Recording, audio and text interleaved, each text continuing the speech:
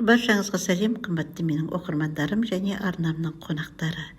Мен бүгінгі бейнемді әдемі дастархан жасау үшін, әдемі тағам, көздің жауын алатындай әдемі салаттар жасау үшін мен өзім қандай құралдарды пайдаланам, жалпы кухняда қандай құралдардың болғаны дұрыс. Сол жөнінде өзімнің кішкене ғана болса да тәжірибеммен бөліскім келеді, мүмкін сізге де пайдаға асып қалар деп ойлаймын. Бейнемізді бастамас бұрын арнаға тіркеліп алсаңыз дегенде өтінішім бар. Әрине, түрлі тағам жасау үшін біздің басты құралымыз пышақтарымыздың өте өткір, ыңғайлы болғаны дұрыс. Әрине, менің бұл таныстырайын деп отырған пышағым неміс фирмасының пышағы, өзінің астындағы тақтайшасымен бірге келген, өте қымбат тұрады деп айтуға болады. 10 000 теңгенің үстінде тұрады, бірақ өте сапалы, өте әдемі дүниелер шығаруға өте ыңғайлы пышақ деп айтқым келеді. Әрине, менде бұрында да осындай әдемі пышақтар болған, бірақ олардың бәрі тозып, өтіңкіремей қалды. Сондықтан да мен осы пышақты сатып алған болатын. Тағы да бір мендегі бар құрал, бұл капустаны турау үшін таптырмайтын құрал деп айтуға болады. Өте жіп-жіңішке, жұп-жұқа қылып әдемі етіп шығарады. Сонымен қатар менде осындай кішкентай балта сияқты пышағым бар. Бұл пышақпен мен жаңағы тауықтың борбайларын да шаба берем. Шамалы қойдың қабырғалары сияқты оңай шабылатын сүйектерге және нарезка жасағанда таптырмайтын пышақ деп айтқым келеді. Өте пайдалы әрі ыңғайлы. Сонымен қатар бізге ең көмекші құрал болып есептелетін осындай үккіш. Осындай үккіш әрбір үйден табылады. Жұмыс жасауға өте ыңғайлы дүние. Сонымен қатар қазір осындай теркалардың заманауи түрлері өте көп. Мен де сол заманнан қалмайыншы деп осындай соңғы үлгідегі теркаларды алған болатынмын. Менде бұл үккіштің қауіпсіздік үшін пайдаланатын құралы бар. Сонымен қатар 5 түрлі осындай пышақтары бар. Бұл да былай ыңғайлы, бірақ мен мына қауіпсіздік үшін пайдаланатын құралын әлі пайдаланып көрген жоқпын, кішкене ыңғайсыздау сияқты. Сонымен қатар осындай бірнеше жаңағы пышақтары бар. Жалпы бұл менде мен жаман емес жұмыс жасап жатырмын. Енді тағы бір айта кететін жағдай, бұны мен Instagram арқылы заказ бергенмін. Маған өте қымбатқа шықты, мен 10 000 теңгеге алған болатын, ал Тему деген магазиннен оны сіз 2 500 теңгеге ала аласыз екен.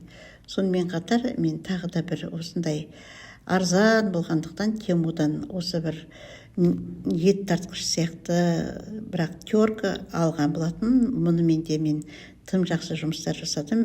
Әсіресе капустаны көп қылып, сәбізді көп қылып істейтін кезде бұл да бір ыңғайлы дүние екен. Оның өзі барлық функциялары ойластырылған.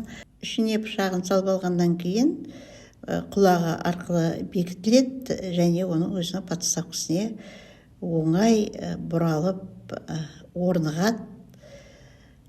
Және оның табанында жабысып қалатында мүмкіндігі бар екен. Оны жаңағы құлағы арқылы бұрап кездестіруге болады екен. Міне осындай құрал болып шықты. Енді менде қазір дастарханның үстіне мен көрсете алмаймын, өйткені бұған жабыспайды. Егер жаңағы дастархансыз ағаш стол, тағы да басқа жаңағы жерлерге ол қатты болып орнығып қалады екен. Оның да жаңағы итеріп тұратын құралы бар. Мен бұл дүниемен де көптеген дүние жасап тастадым. Міне осындай бірнеше үккіштері бар. Таңдап жүріп қарасаңыз, бұдан да басқа пышақтары, кескіштері көп екен. Сонымен қатар осындай да терка бар. Бұны мен сыр, не болмаса жұмыртқа, салаттардың бетіне әрлеу үшін пайдаланамын. Осындай да терка өте ыңғайлы. Сонымен қатар корей салатын жасау үшін де осындай менде теркалар бар. Бұл мен өмір бақи өзіммен бірге келе жатқан дүниелер. Сонымен енді қазір әртүрлі формада салаттар жасаймыз.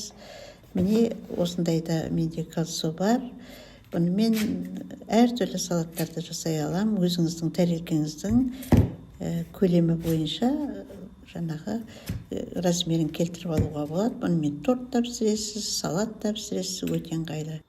Сонымен қатар осындай тазалағыш құралдардың да атқаратын рөлі өте көп.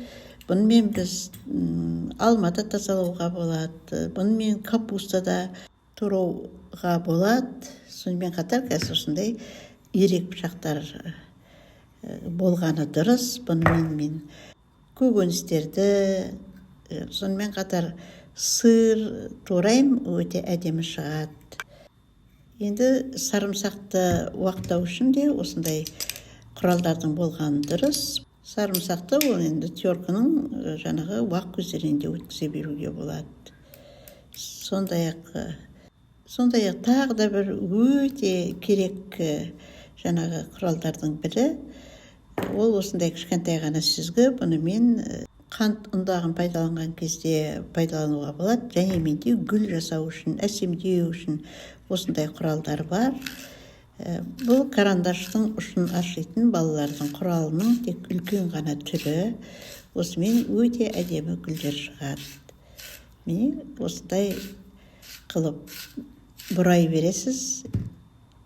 Сонда бізге бұл әдемі гүл жасап беретін болады. Кесіп алған жаңағы сәбізімізді осындай ретіменен бүйтіп ораймыз. Сол кезде керемет бізге гүл шыға келеді. Бұл сәбізден де жасауға болады, жаңағы қиярдан жасауға болады. Өзіңіздің фантазияңызға байланысты өстіп әртүрлі жаңағы көкөністерден осындай гүлдер жасап, жаңағы холодный дейміз ғой, енді салқын тағамдарға гүл жасауға болады. Енді менде осындай да гүл жасайтын құрал бар. Бұл құралдың бірнеше функциялары бар. Осылай гүл жасауға болады. Және ирек жері бар. Бұнымен бірнеше түрлі әдемі етіп, әдемі жаңағы дүниелер шығаруға болады. Міне осындай ұзын жерлерінде подливаға салып жіберсеңіз, бұл да өте әдемі болып көрінеді. Енді осыдан кейінде тағы да гүл жасап алуға болады. Міне осылай кесіп алып, міне осындай гүл шығаруға болады. Енді оның кішкене ұшын кесіп тастаймыз да. Осылай домалақтап кессек, бізге тағы да гүл шығарып береді. Мен бұндайларды көбіне ыссы тамаққа да, подливаға да, салаттарға да осындай қылып салып жіберем. Міне көрдіңіздер ме, бір құралдың көмегімен бірнеше түрлі әдемі дүние шығардық. Бір сәбізден осындай дүние, жақсы дүние шығардық. Сондай тағы да әртүрлі құралдар бар. Мен сыр кесуге болады, алма кесуге болады деген сияқты. Мына құралмен мен жұмыртқа кесем, жұмыртқаларды тез-тез туырып аламын. Және менде осындай да бір құралдар бар. Бұнымен де сыр, жұмыртқа сияқты мерекелік жаңағы дастарханға әзірлеген салаттарға түрлі фигуралармен әшекейлеуге болады. Қазір мен сырмен жасап көрсетіп көрейін. Менде морозильникке салып тастаған сыр еді, кішкене қатаңдау болып әрең кесілді. Міне осы басып түрлі фигура шығарып алуға болады. Міне осындай.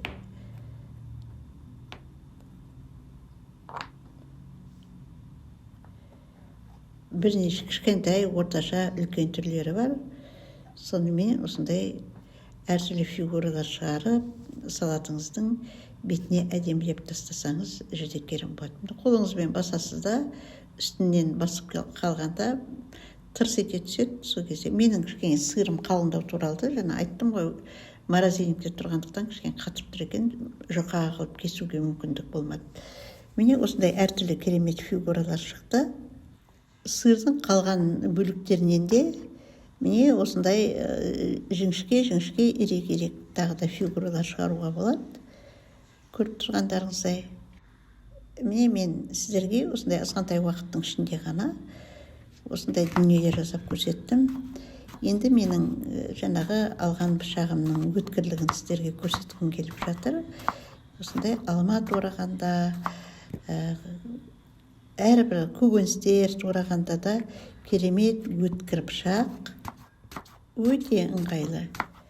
Жұмыс жасағанда құралыңның өзіңе сай болғаны әрине керемет.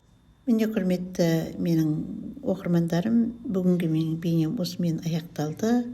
Ұнаса лайк басыңыздар, пікір қалдырыңыздар, артынаға тіркеліңіздер. Хош сау болыңыздар.